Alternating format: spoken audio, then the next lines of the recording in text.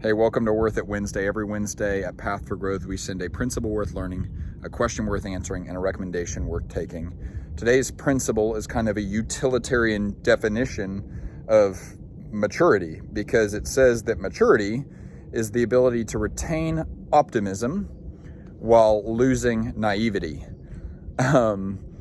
And the way that I kind of always think about this principle is just there's times when I reflect on myself when I was maybe 18 or 19 or 20 years old, and I say, man, I just wish I could go back to being like that because I was so bold and I was so confident and I was so aggressive about taking action and moving forward.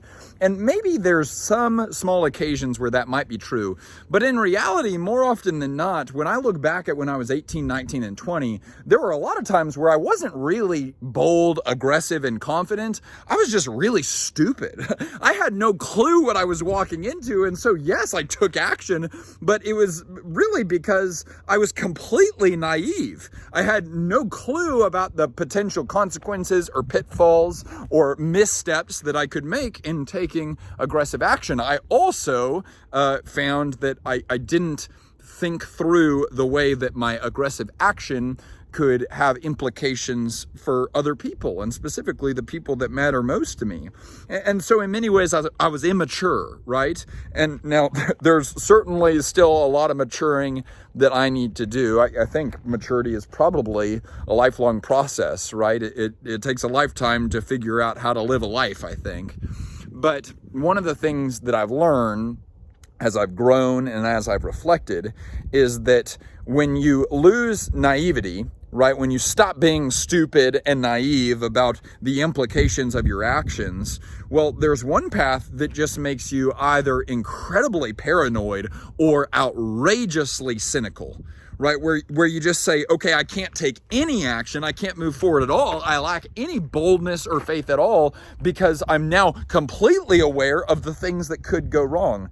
Probably no good. But then you could also become completely cynical and you could just say, well, everything always turns out bad anyway, and it always just goes south, and you're always thinking through the worst case scenario and thinking about how nothing ever goes your way anyway. And so, yeah, certainly you've lost your naivety, but you're also just a pain to be around now, and because you become a cynic, and in many ways you become nihilistic. So what's a better path? Well, what if you lost the naivety? So you were living with your eyes wide open. You knew the implications of your actions. You thought through things with wisdom. You considered your steps, and as Proverbs would say, you pondered the path of your feet.